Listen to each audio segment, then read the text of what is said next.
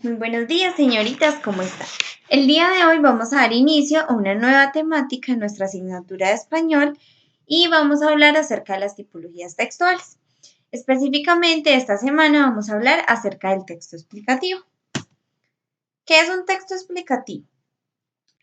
Algunas personas suelen denominarlo también como el texto expositivo porque tienen características que son muy similares.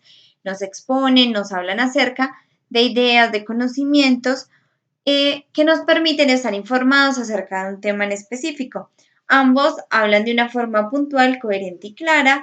La única excepción es que el texto explicativo, aunque hace parte del texto expositivo, es una vertiente que se enfoca un poco más en explicar o en dar mayor profundidad para que una persona pueda adquirir un conocimiento.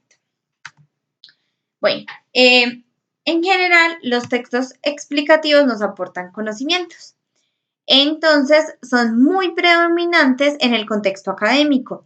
Nosotros los vamos a poder encontrar, por ejemplo, en la biblioteca del colegio, en los diccionarios, en los manuales, en las enciclopedias. También lo encontramos en la vida, es decir, no solamente en los libros, sino en las clases por medio de la exposición verbal de los docentes, de los profesores y de los alumnos. Y también los podemos encontrar en diversos artículos de enseñanza científica.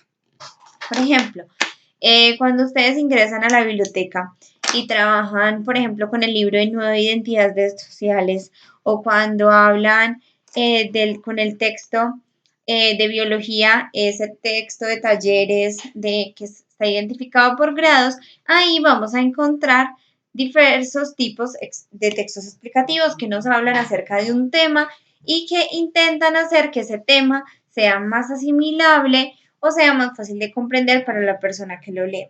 Igual los textos explicativos son de orden académico y también pues lo vamos a encontrar en diferentes contextos, no solamente pensados para estudiantes de bachillerato o de primaria, sino también para todo lo que nosotros queramos aprender. Pero también nos vamos a dar cuenta que los textos explicativos también están en la vida cotidiana. Yo les quiero recordar algo de lo que nosotros hablábamos en años anteriores y era que la concepción de texto la tenemos ligada o estrechamente relacionada con la parte de la escritura, pero recordemos que los textos son toda producción que nosotros hacemos, entonces la producción puede ser oral, es decir, verbal o puede ser también escrita. Normalmente, pues cuando hablamos de texto, lo asimilamos más con el contexto de lo escrito, pero también está implícito la parte de la oralidad, porque por ejemplo, cuando nosotros vamos a una clase, estamos accediendo a un conocimiento que no necesariamente está escrito para nosotras. De la misma forma que también cuando vamos a una conferencia, cuando escuchamos un video de YouTube y pues diversas herramientas. Acá vamos a ver otros ejemplos de la vida cotidiana. Podemos ver, por ejemplo, una visión desde la parte del estudiante. Entonces acá vemos al estudiante intentando explicarle al profesor por qué razón no pudo traer su cuaderno. Entonces ahí tiene otra libreta, pues como que él intenta utilizar como una forma de argumentar, pues la razón, pero que pues igual estaba manifestando su interés por trabajar en clase, llamémoslo así. Hay otra forma de texto explicativo, también denominado en otros contextos como el texto instructivo, que es el que nos explican el procedimiento para elaborar algo, es decir, nos dan unas instrucciones, unos paso a pasos, pero al final, ¿qué nos están dando? Nos están dando una explicación de cómo podemos hacer algún objeto o hacer algún experimento o o elaborar cualquier cosa que nosotros necesitemos para nuestra vida. En este caso, nos enseñan o nos explican cómo elaborar un jabón casero. También encontramos otro contexto que es una relación ahí entre amigos jovial, en donde una de las personas le intenta explicar, pues porque no ha podido ir a la fiesta que ellos tenían programada. Estos ejemplos de la vida cotidiana pues pueden tener un vocabulario un poco más amplio, pero pues ahora nos vamos a dar cuenta, ahora que empecemos a hablar acerca de las características del texto explicativo. Vamos a empezar con la primera característica y es que este tiene una función comunicativa.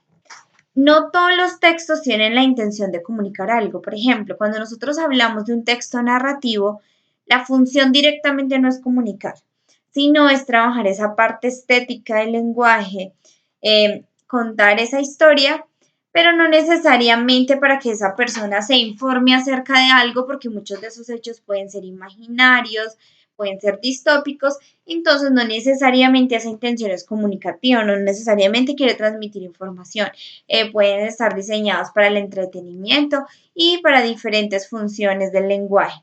Entonces, este tipo de texto sí se enfoca específicamente en la función comunicativa, ya que intenta informarnos acerca de un tema. En algunos casos, meramente informarnos, en otros, pues una explicación más a profundidad que nos permita tener una profundidad mayor del tema hasta al punto de que nosotros podamos llegar a realizar lo mismo que ahí nos están planteando.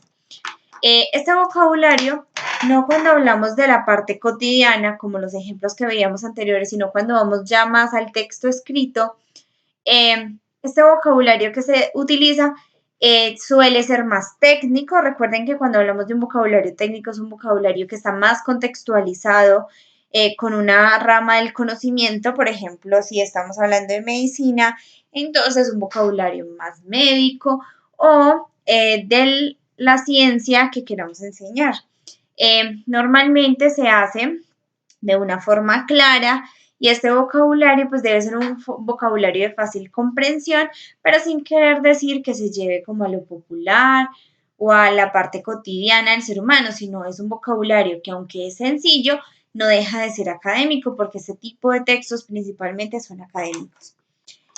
¿Por qué están conformados este tipo de textos? Por los manuales de estudio, que son los talleres que yo les decía, por ejemplo, pues los contextualizo un poquito con lo que vemos en el colegio.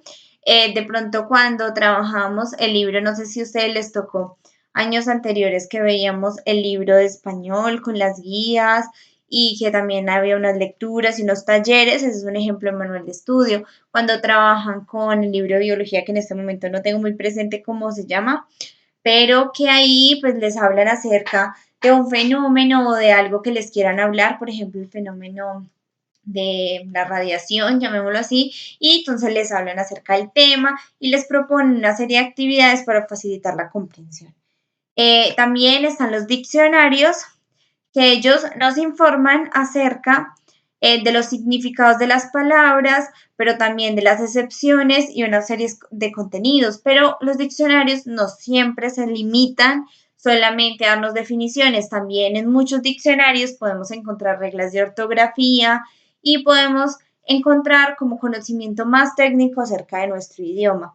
En los artículos sobre ciencia, esto es mucho más técnico, que son todos esos documentos que elaboran las personas que están encargadas en generar producción científica, es decir, que por ejemplo investigan acerca de temas, por ejemplo investigaciones acerca de medicamentos nuevos, de vacunas, y esos textos, esos artículos que ellos producen explicando o hablando de lo que ellos han ido identificando de todas esas partes, por ejemplo, digamos que intentaron probar la vacuna y cómo fueron las reacciones en las diferentes personas, cómo ha ido evolucionando, cuál fue el procedimiento para llegar a crear esa vacuna, qué composición química tiene, todo eso conforma un artículo de ciencia. Algunos textos periodísticos, hago la excepción con algunos, porque pues no todos son netamente explicativos. Hay otros que a veces se enfocan más como en el proceso de la opinión y el texto explicativo no incluye la opinión porque es un texto más técnico, es decir, no nos intenta convencer acerca de algo, sino que nos está informando con cosas de valor, llamémoslo así, con pruebas acerca de un tema. Entonces, cuando hablamos de los textos periodísticos, pues no son a nivel general. Esta secuencia explicativa suele ser comparativa. ¿Qué quiere decir eso? Que normalmente puede entrar a relacionar con otros textos para que nosotros podamos comprender mejor de lo que nos están hablando o hacer, digamos, por ejemplo, en el caso del artículo de ciencia que hablábamos ahora de la vacuna, comparar la eficacia de esa vacuna con otras vacunas y eso se va generando a lo largo del texto. Y también de forma descriptiva, que es una descripción, es como ir detallando paso a paso qué es lo que se va elaborando. Una descripción es algo que usted hace de lo que puede ver, de lo que puede escuchar, de lo que puede sentir acerca de un fenómeno, dando detalles Nosotros, por ejemplo, el año pasado veíamos los diferentes tipos de descripción, que topográfica, que cronográfica, y de una cantidad de descripciones que me permiten hablar acerca de un fenómeno. Estas estrategias explicativas, pues las más comunes son la definición, es decir, cuando nos hablan qué es ese elemento, la reformulación, que es un proceso como de análisis de todo lo que se va evolucionando o de todo lo que se va generando a través de ese elemento que se está estudiando. La ejemplificación, ¿cierto? Muchas formas cuando nosotros, digamos, vamos a hablar acerca de los adjetivos. Entonces, nos dicen qué es un adjetivo, es decir, la definición, qué componen esos adjetivos, cuáles son los usos dentro de la oración, y eso sería la reformulación, y nos darían una serie de ejemplos de adjetivos dentro de oraciones o dentro de textos. Y igual existen pues diferentes elementos para poder lograr obtener ese texto con estrategias explicativas. Al igual que la mayoría de los textos, se dividen en tres partes: la introducción, el desarrollo y la conclusión. Aunque tienen las mismas tres partes que todos los textos, estas tres partes van a tener características diferentes.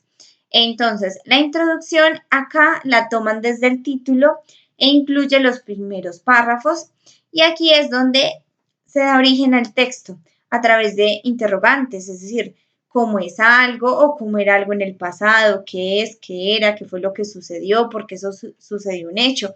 Por ejemplo, si hablamos del texto periodístico, entonces de la noticia, en la introducción estaría qué fue lo que pasó, por qué sucedió ese hecho. Y a veces el interrogante está claro, es decir, que hacen la pregunta explícita y usted la puede ver. En otros casos es implícito, es decir, que usted lo va subentendiendo a lo largo que va leyendo el texto. También, por ejemplo, si habláramos acerca a ver, pensemos algo, acerca de una enfermedad, por ejemplo. Entonces, ¿cómo es esa enfermedad? ¿Qué pasaba antes de que se desarrollara esa enfermedad? Es decir, ¿qué se conocía con esos mismos síntomas? ¿Qué fue lo que sucedió que permitió que las personas descubrieran esa enfermedad? ¿Por qué sucedió? Muy similar, por ejemplo, a lo que estamos viendo ahora en el COVID. Entonces, todo eso sería la introducción. El desarrollo, normalmente en este tipo de textos se divide en temas o subtemas. ¿Qué son esos temas o subtemas? Son las explicaciones desde diferentes elementos que se empiezan a trabajar a través del tema inicial.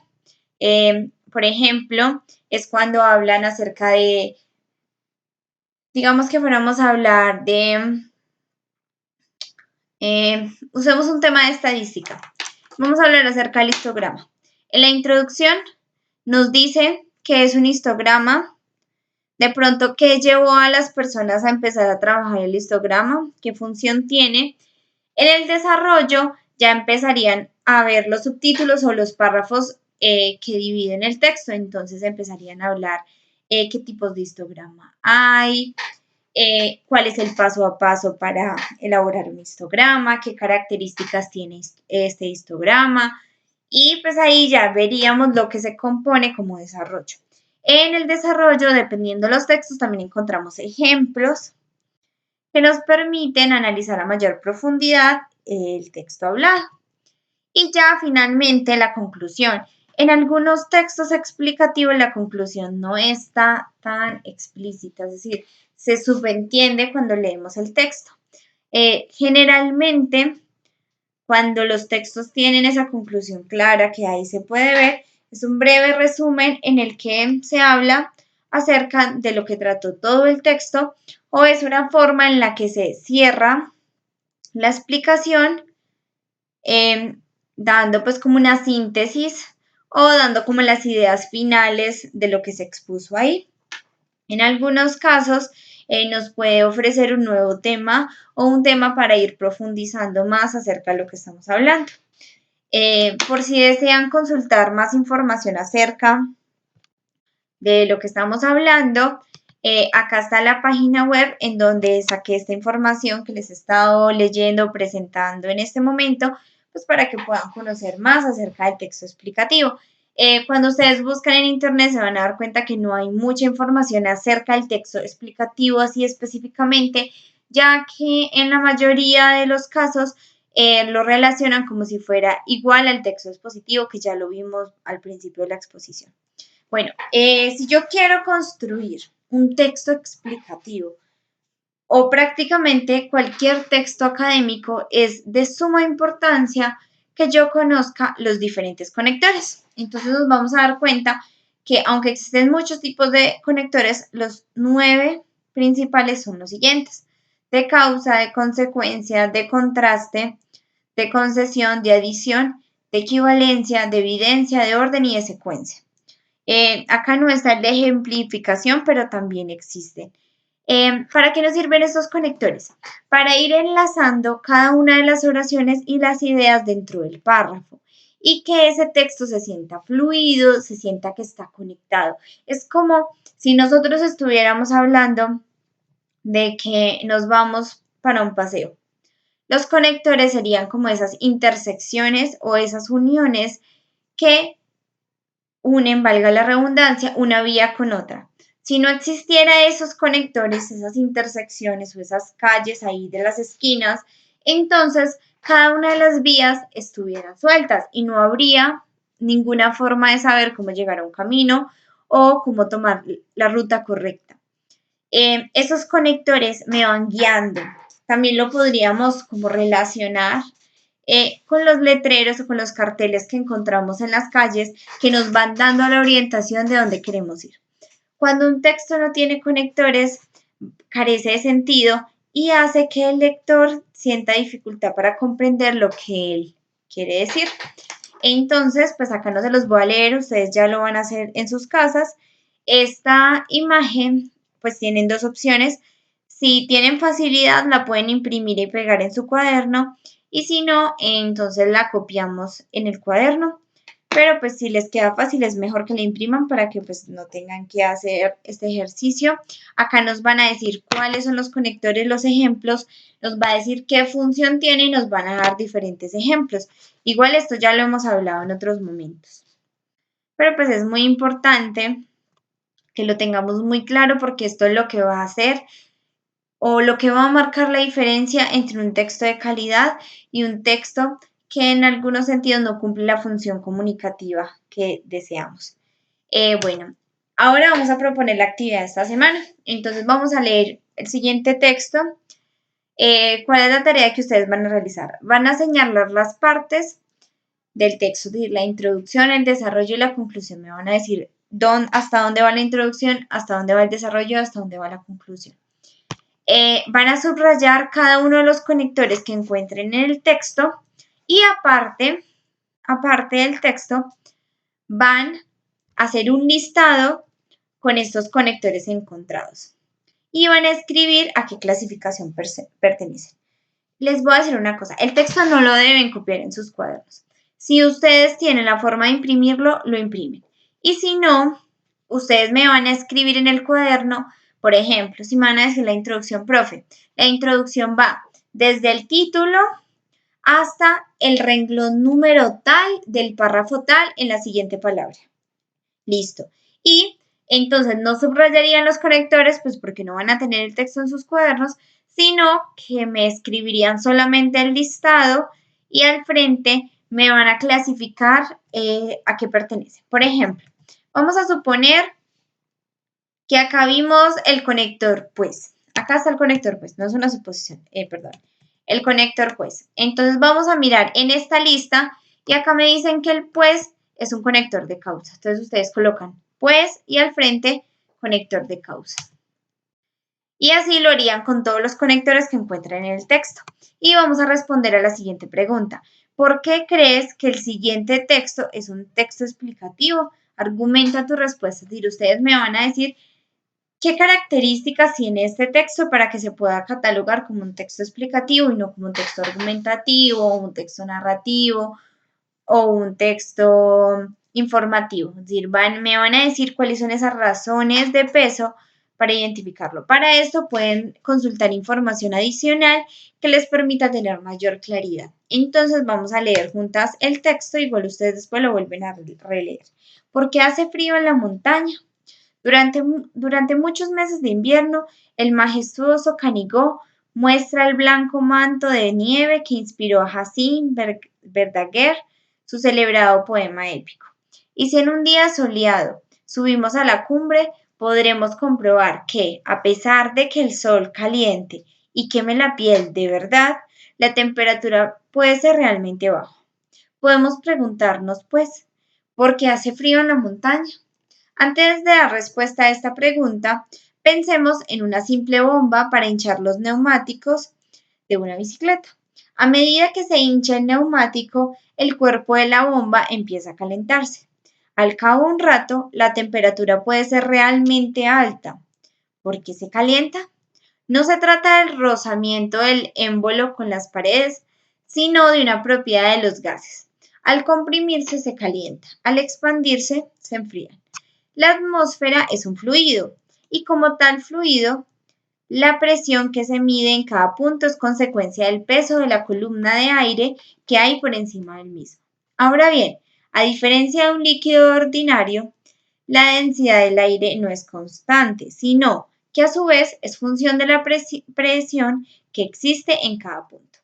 Esta relación mutua entre presión y densidad hace que la variación de presión con la altura en la atmósfera sea más compleja que en un líquido. Básicamente, la presión disminuye con la altura muy rápidamente al principio, más lentamente después, según una ley exponencial. Volviendo a la pregunta inicial, consideremos una masa de aire a ras de suelo. El calor del sol eleva la temperatura del suelo y se calienta la masa de aire. Al calentarse, el aire se dilata y disminuye su densidad. Por este motivo, tiende a subir hacia la parte superior de la atmósfera, principio de Arquímedes. A medida que sube, la presión circundante es cada vez menor. Por ello, la masa de aire en cuestión se dilata y se enfría. De aquí el origen de las bajas temperaturas en lo alto de las montañas y en general a grandes alturas. Por otra parte, la radiación solar llega a lo alto de una montaña con gran pureza, por tener que atravesar tan solo una pequeña capa de aire. Además, como el blanco manto de nieve la refleja casi por completo, una persona, por ejemplo, esquinado, a pesar de estar en un ambiente muy frío, puede recibir una gran cantidad de radiación solar, incluida la radiación ultravioleta responsable de que la piel se ennegrezca. Ahora bien, no siempre las cosas son tan sencillas como en el esquema que hemos planteado. Algunas veces, especialmente en condiciones de atmósfera muy quieta, se produce el efecto contrario. Al enfriarse el suelo durante la noche, se enfría también la capa baja de la atmósfera, que está más en contacto con él. Este aire frío, más pesado, si no hay turbulencias, permanece quieto y entonces la distribución de temperaturas queda invertida, aumentando la temperatura con la altura. Esto ocurre durante algunos anticiclones invernales, días en los que hiela en los valles, mientras que en las cimas de las montañas la temperatura puede ser muy superior. Asimismo, es posible que se formen espontáneamente capas atmosféricas con inversión de temperatura a una cierta altura sobre el ejemplo, columnas de humo que empiezan a subir rectilíneamente hacia el cielo, pero que bruscamente quedan paradas distribuyéndose el humo horizontalmente, sin poder atravesar la capa de inversión.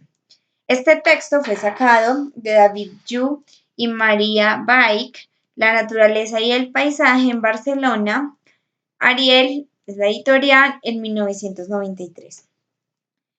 Bueno, también les quiero recordar algo antes de finalizar y es que hay muchos conectores que podemos encontrar acá que no necesariamente están en la tabla, porque miren que acá siempre nos dice etcétera, etcétera, etcétera, lo que quiere decir que estos son solamente algunos ejemplos, pero ustedes van a poder identificar que hay unas palabras que están cumpliendo esa función de dar ese enlace o esa unión entre oraciones. Entonces, si no los encontramos ahí, podemos buscar en internet a qué conectores pertenecen.